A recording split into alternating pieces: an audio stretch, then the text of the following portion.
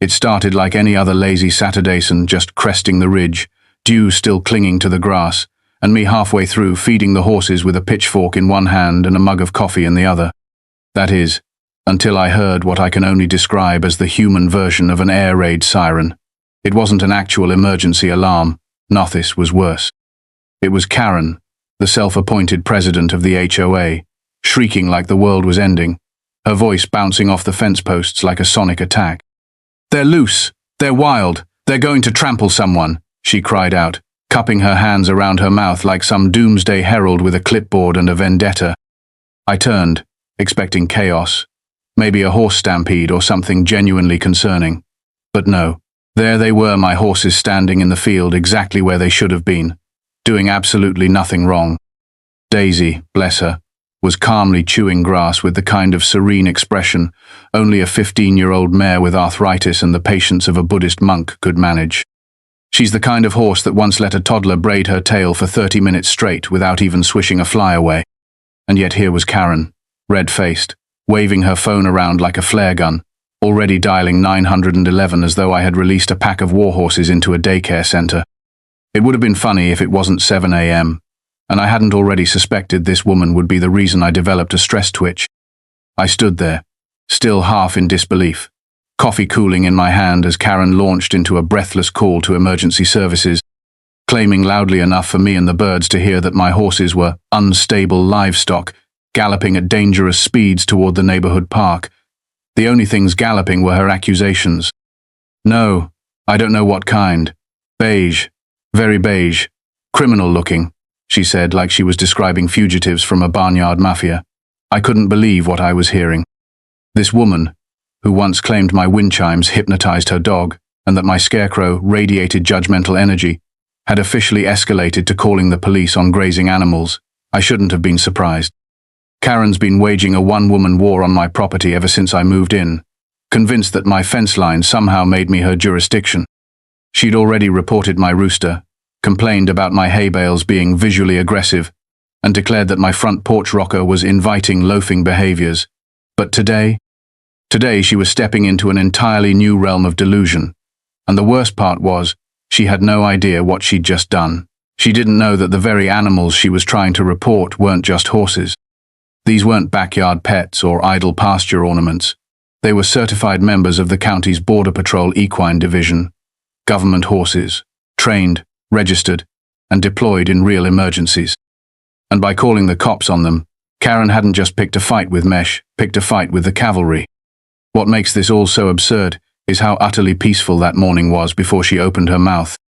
The horses had wandered down to the pond behind the property well within the bounds of my land, which, for the record, sits just outside the technical jurisdiction of the HOA.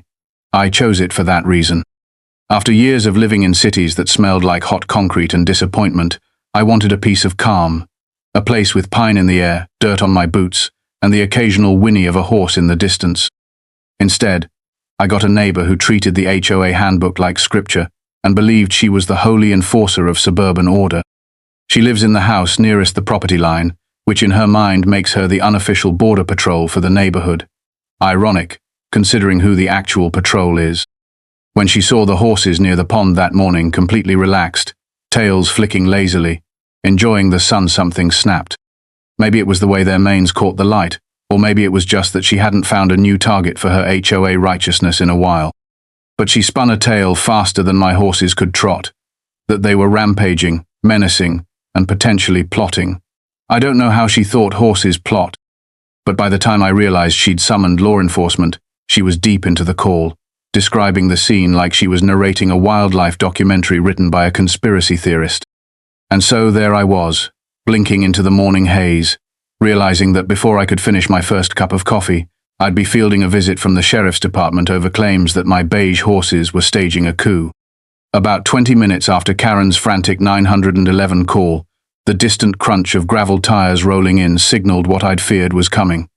The cavalry, though not in the way Karen expected. A county squad car pulled into the access road just beyond the cul-de-sac, followed by another marked unit not 2 minutes later.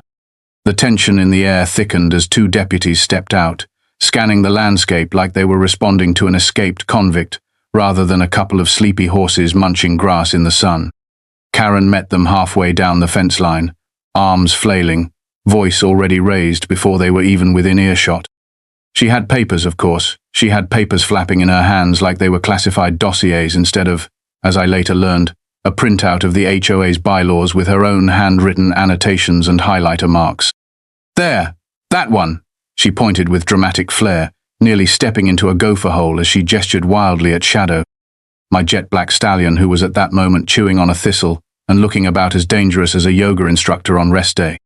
Karen launched into a speech like she was giving testimony before Congress, talking about how the horses had threatened community cohesion, how they'd emitted sounds consistent with territorial aggression, and how one of them, Maisie, my most gentle Maria, allegedly made eye contact with her in a hostile manner. She accused me of harboring unregulated livestock and operating a rogue stable within the blast zone of residential tranquility, whatever that means. I honestly think she believed. The more formal her accusations sounded, the more legitimate they would become. The deputies did their best to stay neutral, bless them. One of them, Officer Ramos, approached me while the other stayed back, trying to calm Karen down, which was like trying to pet a blender set to puree. I leaned against the fence and simply said, "You're welcome to come. Take a look, officer. They're registered rescue horses. Certified. I've got all the paperwork in the barn office." I was calm, probably too calm for Karen's liking, which only made her spiral harder. That's when the real kicker happened. Shadow, who has more awareness than most humans I know, casually sauntered over to the fence like he knew it was his moment to shine. He stopped in front of Officer Ramos, dipped his head in what could only be described as a polite greeting, and turned just enough for the saddle pack on his side to come into view. There, clipped to the leather, was his laminated ID badge, name, county seal and all, plain as day. Ramos leaned in, squinted at it, then slowly turned toward me, eyebrows halfway to his hairline. "This horse is with us?" he asked, more to himself than anyone. I nodded. Officially deputized, Karen's shrieking took on a new pitch behind him, as if someone had dumped a bucket of cold water over her ego. "That can't be real," she shouted, still waving her papers. "Horses can't have jobs. This is some cosplay trick. He's in costume," she barked, as though Shadow was secretly a community theater actor in a horse suit. I walked over to the barn, grabbed the binder with all the documentation certificates, ID copies, field service letters from the county emergency office and handed it over. Officer Ramos flipped through the pages, his expression gradually shifting from skeptical curiosity to mild disbelief, then something bordering on impressed amusement. Meanwhile, Shadow took it upon himself to wander closer to the property line, turned his back to Karen with surgical precision, and displayed the patch stitched into his saddle blanket. "Rescue unit. Clear block letters." Karen let out a sound somewhere between a yelp and a gasp, stumbling back like the word itself had physically struck her. "This is psychological warfare," she declared, her voice trembling with fury and disbelief. "Government horses don't live next to HOAs. This is a setup." The second deputy, who hadn't said a word up to that point, finally cracked a grin. "Ma'am," he said, "these horses are more qualified than most of the volunteers we get during wildfire season. That line right there, that one shattered her last ounce of composure. She stood frozen, mouth opening and closing like a broken Pez dispenser, before spinning on her heel and storming off in a trail of flustered muttering about contacting the FBI's equine division or some nonsense. The deputies both apologized unnecessarily, in my opinion, and one of them even asked if he could come back sometime to take photos for the county's outreach site. I said sure, as long as he didn't mind a rooster with a superiority complex judging his fashion choices from the porch. But I knew Karen wasn't done. She never admits defeat. Not really. That whole performance, it wasn't the end, it was just the opening act. Because that night, as the sun dipped behind the ridge and peace returned to the ranch, I got a forwarded email from a neighbor in the HOA. The subject line, "Emergency Community Meeting, Livestock Threat Response." Attached, a scanned PDF of a motion Karen had drafted, proposing changes to the HOA bylaws banning non-domestic hooved mammals within visual proximity of community spaces.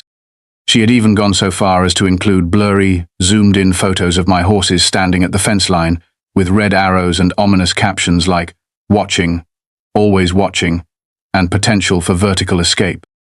It was a conspiracy board masquerading as a community safety plan, and while it was hilarious on its face, I realized something else entirely. She wasn't just trying to embarrass me. She wasn't just throwing a tantrum because she got publicly corrected.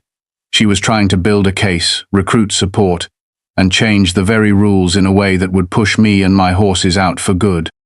Karen had declared war, not just on my land, or my horses, or even me. She was declaring war on the idea that someone could live freely right next to her tightly wound world and not follow her invented rules. And that made her dangerous in a way laminated bylaws could never fully explain. I knew Karen wouldn't back down after the badge incident. If anything, getting publicly corrected by law enforcement by a horse with an official ID no lessonly poured gas on her already burning obsession.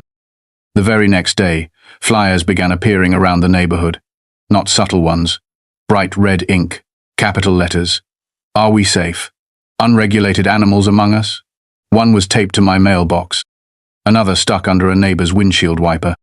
Each one had pixelated images of my horses circled in red, with grainy arrows pointing at random body parts and captions like possible weaponized tail and stares at children. She was spiraling fast, but I knew her well enough by now to realize this wasn't her bottom. This was just her getting warmed up. That's when I decided to flip the script. I wasn't going to sit around and wait for her next laminated attack. I was going to do something Karen couldn't argue against, something that would make her rants look as ridiculous as they were. So I made a few calls starting with Deputy Ramos. I asked him if the sheriff's office might be willing to do a community demo. You know, bring the mounted unit out, let the neighborhood meet the horses, maybe even show off some of their emergency training. His response was immediate. Absolutely. We've been trying to do more public outreach anyway. You serious about this? Oh, I was more than serious. I wanted everyone in the HOA to see firsthand what these horses were capable of, how they'd served the county, how they weren't just decorations in a pasture but working partners in saving lives. Ramos helped coordinate with the Emergency Services Office, who were more than happy to provide additional equipment, first aid gear, and even their rescue trailer for display. We set the date for the following weekend, and I got to work spreading the word.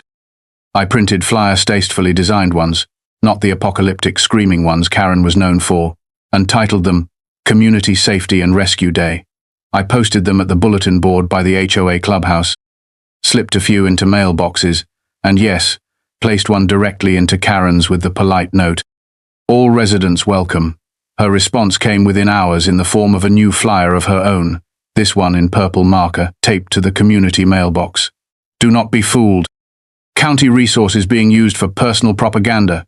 Animal parade is a distraction. That night, I saw her pacing in her yard, phone glued to her ear, probably calling every HOA contact she had. But I didn't care. The event was happening. When Saturday rolled around, the neighborhood was buzzing. Folks started arriving, early families with lawn chairs, curious retirees with their coffee, kids dragging their parents by the hand because they'd heard there would be horses and sirens, and maybe even a demonstration with flashing lights. The mounted unit arrived in full gear, trailer polished, rescue equipment laid out on folding tables. They brought saddlebags with emergency supplies, thermal blankets, med kits, satellite radios, and they brought stories. One officer recounted how Shadow had helped guide a medic through thick smoke during a brush fire. Another talked about Maisie, who had carried a paramedic down a steep ravine to reach an injured hiker. They weren't just talking, they were showing. Demonstrations included loading a stretcher onto a makeshift horse harness, galloping drills, and even a short scenario where a deputy simulated an emergency call and the horses responded. People were impressed. Kids clapped. Adults nodded thoughtfully. Someone even said, "I had no idea horses could do this much."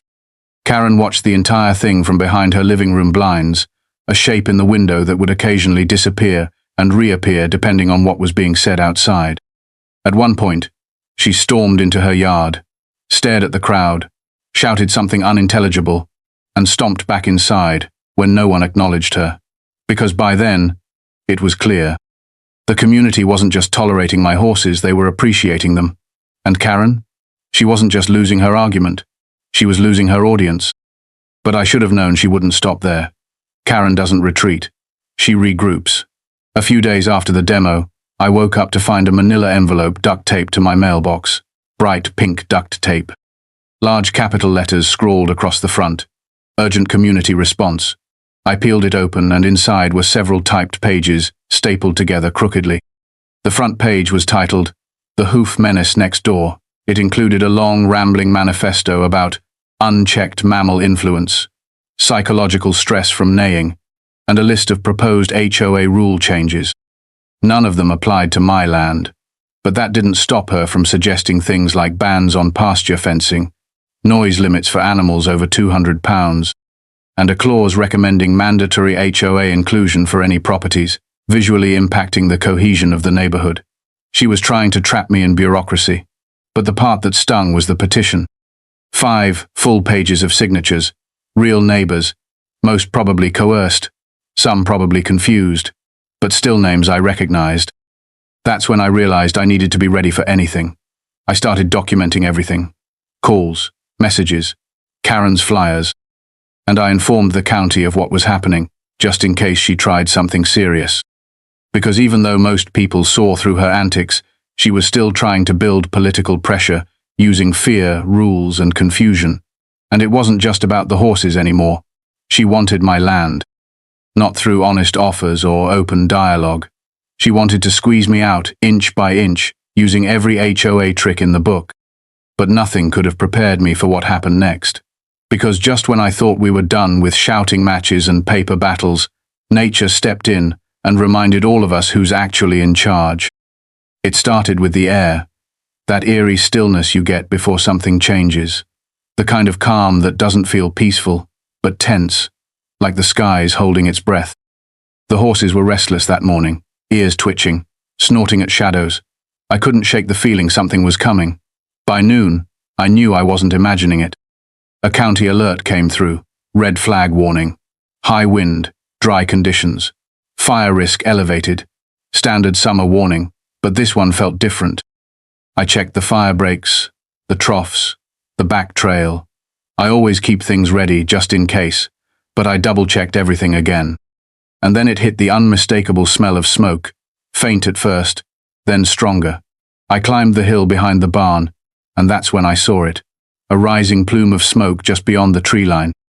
Not someone barbecuing, not a trash fire. Real smoke, real fire. Within minutes, I was saddling up Shadow and Maisie. These horses weren't just certified for rescue, they were trained for this kind of terrain. I grabbed the emergency saddlebags, radios, and maps, and started calling in the situation. The fire was moving, fast, wind pushing it straight toward the HOA. I had to act. I rode hard toward the neighborhood, dust kicking up behind me, heart pounding. People were out in their yards, phones in hand, staring at the smoke in disbelief. But no one was moving. No one was evacuating. I shouted, "Fire's coming fast, you need to go now." Some people listened. Others just stood frozen, caught between panic and denial. Then I saw her, Karen, standing in her front yard, watering her roses. I pulled up and told her she needed to leave. She scoffed, said it was probably just a drill, that the wind would shift.